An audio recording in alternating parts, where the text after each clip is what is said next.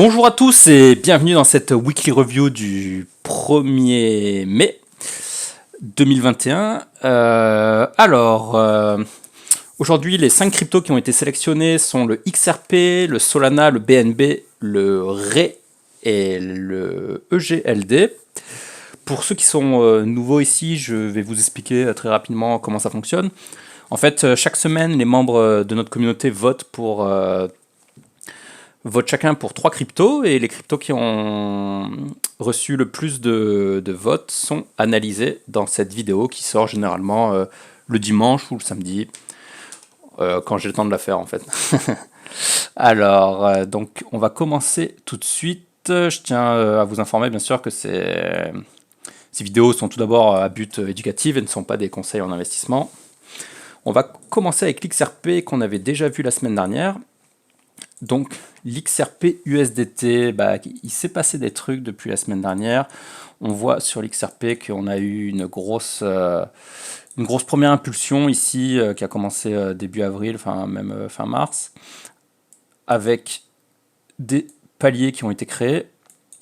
Et ensuite, on a eu une vague corrective qui a formé un gros bull flag correctif qui a été cassé le 26 avril, et moi je vous avais dit de surveiller ce point là autour des 1,40 car c'est en train de consolider dessus.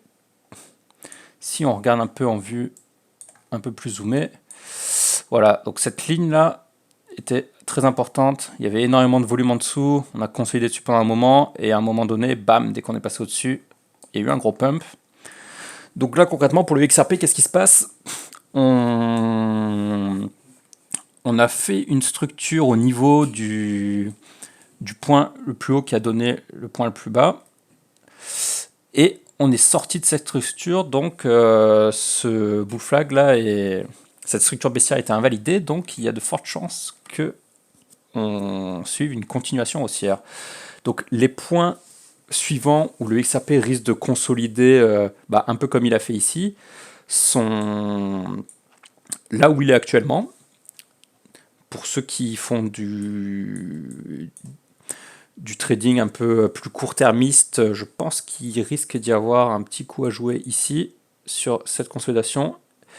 Et je pense qu'il y aura une plus grosse consolidation ici au niveau du sommet de cette structure, avant de partir vers des plus hauts. Et pourquoi pas, enfin, un nouveau plus haut historique pour le XRP, ce qui réjouira sûrement les nombreux membres de la XRP Army, qui sont toujours très nombreux et qui depuis 2017 ne lâchent rien malgré des performances quand même assez mitigées du XRP entre temps, quoi.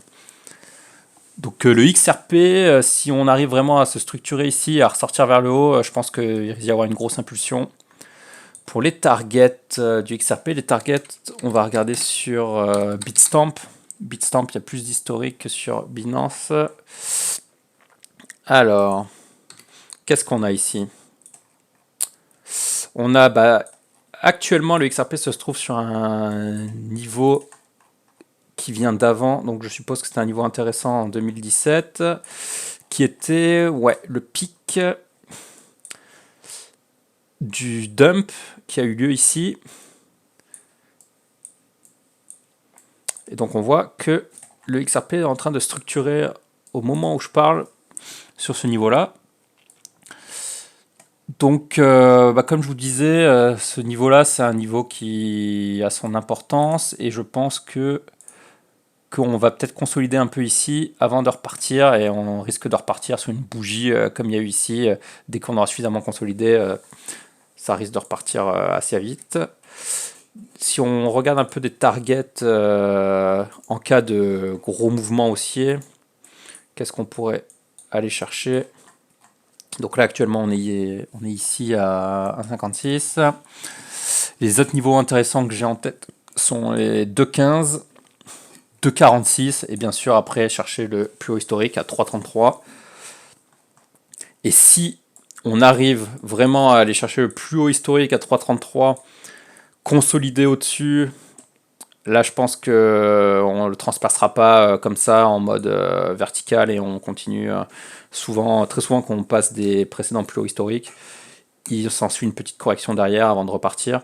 Mais si c'est ce qui arrive sur le XRP, on pourrait tout à fait, si on repart après à la hausse, on pourrait tout à fait atteindre des chiffres qui n'ont jamais été atteints pour l'instant, comme des 5 dollars, 6 dollars. Donc ça, on verra ça pour plus tard. Mais pour l'instant, le XRP, pour moi, c'est intéressant car on a enfin invalidé cette structure baissière et on pourrait repartir vraiment à la hausse, quoi. Donc le XRP, c'est à garder dans vos watchlists. Surveillez bien la consolidation qu'il y a. On va regarder très vite fait versus Bitcoin parce qu'il y a quand même un level intéressant versus Bitcoin sur lequel il faudra mettre une alerte. On voit ici que voilà, lors du précédent cycle, ce niveau a eu une grosse importance. Donc il risquera d'y avoir à un moment donné sur ce niveau-là versus Bitcoin. Si on le tape, une petite correction à ce moment-là, ça peut être une target intéressante à prendre versus Bitcoin. Ensuite, nous allons aller sur Solana, qui a été un coin très demandé cette semaine, qu'il avait été la semaine précédente, bien sûr. Et ben, depuis la semaine précédente, concrètement, hein, qu'est-ce qui s'est passé? Rien de plus que ce qu'on avait dit en daily, en tout cas. Le Solana consolide. On avait vu qu'il avait eu quand même des belles impulsions sur ce trend-là et que pour repartir, il aurait eu besoin, je pense, d'une consolidation un peu plus longue. Ce qu'il a eu, on peut voir que là, cette consolidation, elle a duré 1, 2, 3, 4, 5, 6, 7 bougies, contrairement à là où c'était vraiment du 2 ou 3 bougies, quoi. Donc, à voir si on arrive justement à repartir à la hausse en cassant ce flag ici. Voyons un peu ce qui se passe. Je vais enlever les dessins pour qu'on ait un peu plus de visibilité sur ce qui se passe en échelle de temps plus petite. Donc là, on est en 8 heures. Là, on est en 8 heures. On a donc formé un flag qui ressemblerait à ça.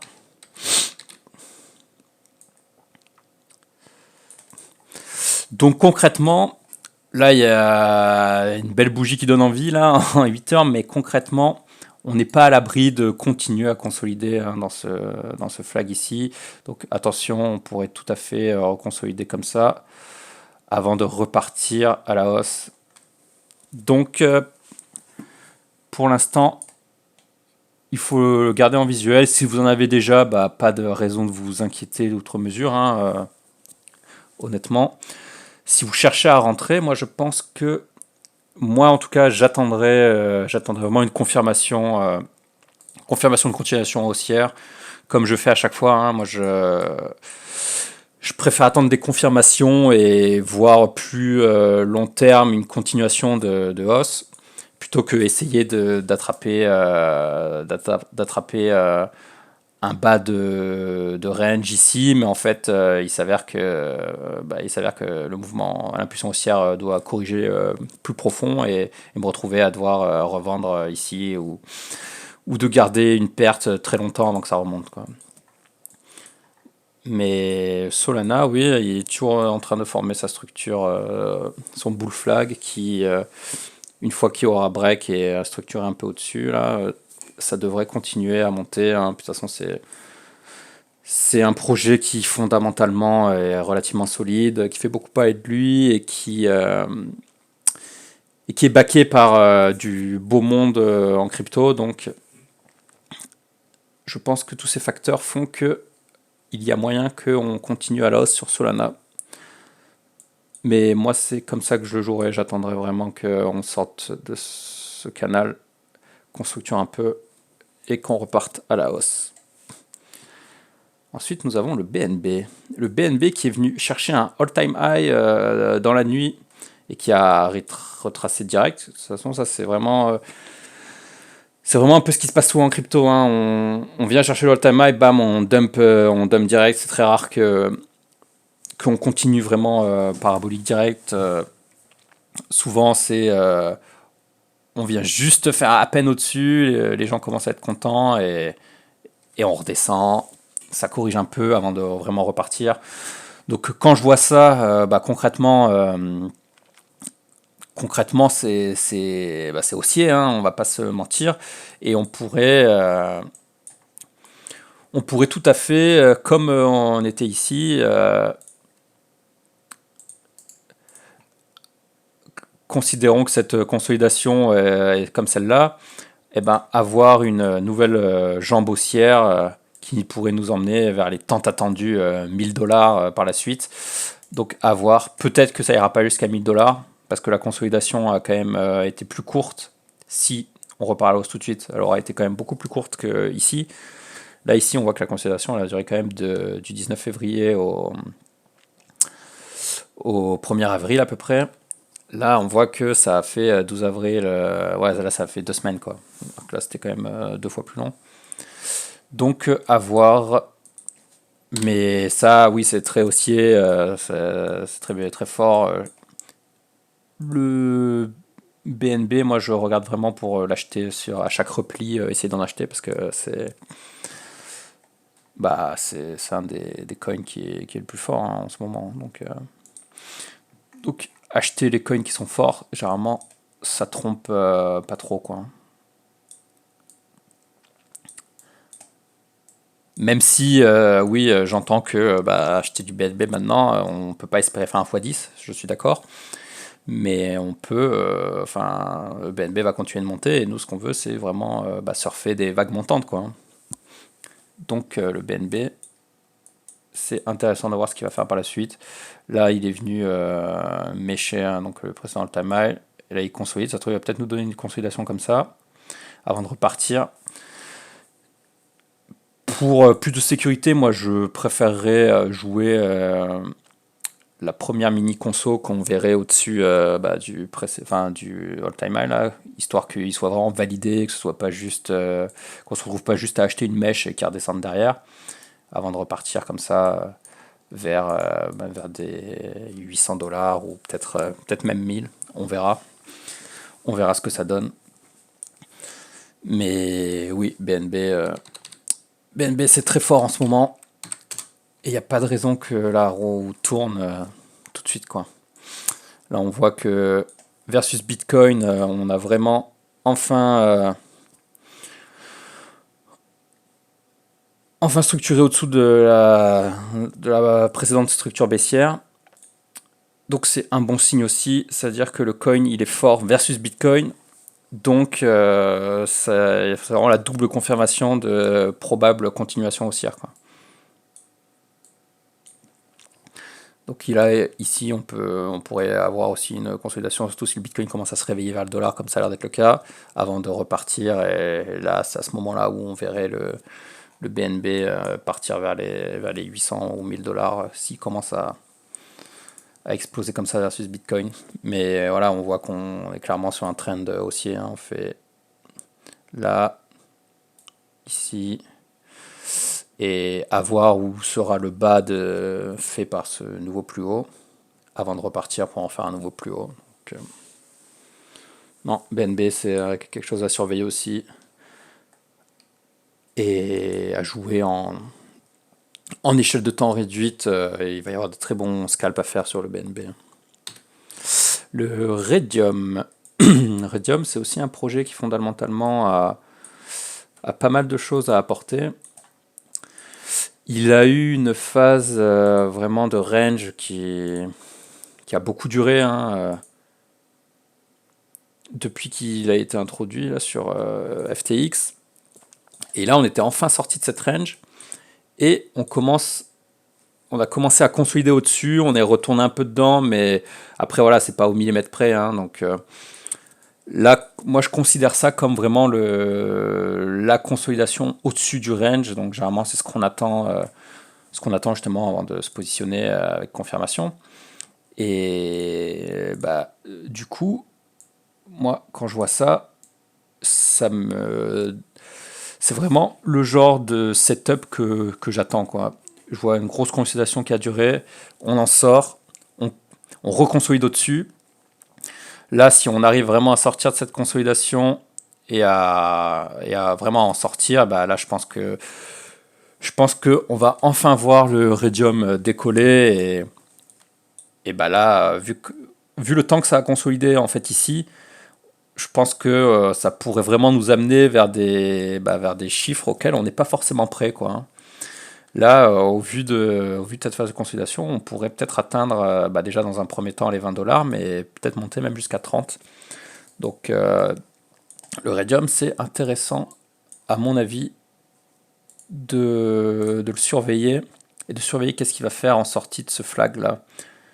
Si on sort un petit retracement de Fibonacci juste pour se donner des idées de potentiel target, voilà, on voit que le nombre d'or il est à 20,9 $ et que ensuite on a des extensions entre 27 et 31 qui peuvent potentiellement d'ici cet été être atteintes si vraiment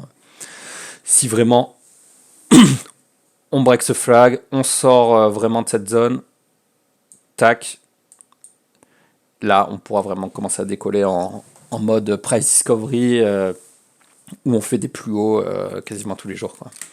Donc Radium, très très intéressant, il faut vraiment le garder dans sa watchlist, hein. C'est vraiment un des coins là qui je pense va pouvoir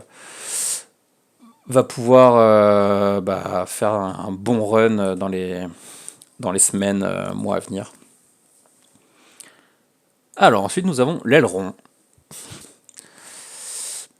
L'aileron qu'on a déjà dû analyser, ouais je crois qu'on l'avait analysé dans le live. Moi l'aileron, j'aimais bien le setup qu'il nous avait fait ici. Attendez, je dézoome un peu. Donc l'aileron, on voit on a déjà eu une grosse... on a déjà eu un cycle entier en fait, limite ici, hein, on voit grosse phase d'accumulation. Bah tiens, en fait, c'est exactement comme... on peut considérer que le Radium pourrait avoir concrètement un cycle similaire, où il y a la phase d'accumulation ici, en gros. Phase d'accumulation ici, puis après on sort, on reflag au-dessus, et en fait on se rend pas compte, mais qu'après ça peut vraiment devenir parabolique et nous amener jusque là, quoi. Donc l'aileron, lui, il a déjà eu un cycle comme ça, où on a accumulé, on est sorti, on a fait des paliers de plus en plus haut, puis on est parti complètement vertical, et après on a redump aussi vite. Et depuis on consolide dans un range où la majorité du volume est compris dans cette boîte violette. Et on en était enfin sorti ici. Donc ici, on a commencé à faire un flag, et c'est là que j'ai trouvé l'aileron intéressant, parce que moi, c'est les setups que j'aime bien, quand on sort de phase de consolidation et qu'on flag. Mais le flag n'a jamais été confirmé, car on l'a jamais break. Donc ça, c'était une potentielle projection qui n'a pas eu lieu. Et on a redump et on est retourné dans la boîte violette où il y a de la majorité du volume. Donc concrètement, moi, pour jouer l'aileron à la hausse, j'attendrai vraiment qu'il nous refasse ce qu'il nous a fait ici, donc qu'il sorte et qu'il nous fasse un flag, mais que cette fois-ci, il valide le flag et il sorte à la hausse. Et si c'est le cas, on pourra vraiment avoir un aileron qui nous amène vers les 400 $. Suite à une consolidation comme ça, oui, on pourrait tout à fait avoir un aileron qui nous amène vers les 350-400 $. Si on arrive à en sortir et à faire un bull flag au-dessus, et que le bull flag soit validé. Parce que là, le problème, c'est que si on achète du aileron aujourd'hui, on n'est pas à l'abri, d'une part, que ça consolide comme ça pendant encore des mois et des mois. Ce qui voudrait dire qu'à la fin de cette consolidation, il y aurait un mouvement gigantesque qui va se produire. On ne sait pas trop dans quel sens, mais... Donc déjà, ça c'est le premier risque, c'est qu'on ait eu capital immobilisé pendant des mois qui ne servent à rien, parce que ça ne bouge pas. Et le deuxième risque, c'est qu'en fait, ça part plus à la hausse, et ça commence à partir à la baisse, et si ça commence à partir à la baisse, ce sera vers les 60-40 quoi, que ça consolidera ici. C'est là où il y a les premières zones intéressantes de volume, parce qu'en fait, tout là, il n'y a rien. Et si ça commence à partir à la baisse, là, on est à 162 actuellement. On pourrait redescendre jusqu'à 40, 60, ça ferait des moins 65% en moyenne de pertes, donc c'est quand même pas idéal. Voilà pourquoi moi je préfère toujours attendre des confirmations, quitte à acheter plus haut, mais en sachant que ça va monter plus haut, parce que acheter bas si c'est pour que ça redescende encore plus bas, bah, c'est pas forcément le meilleur move, je pense. Et voilà, donc c'est terminé pour aujourd'hui. J'espère que ça vous a plu. Donc n'hésitez surtout pas à rejoindre le Discord, à nous suivre sur les réseaux. Je vais mettre dans la description donc le lien du Discord, nos profils Twitter. Rejoignez-nous sur Discord, venez voter pour les coins que vous voulez, et c'est avec plaisir que je les analyserai dans la vidéo de la semaine prochaine. En attendant, vous pouvez donc nous rejoindre sur les réseaux. On va faire un live Twitch lundi et un jeudi, comme chaque semaine. Et on vous attend. Allez, bonne journée à tous. Ciao.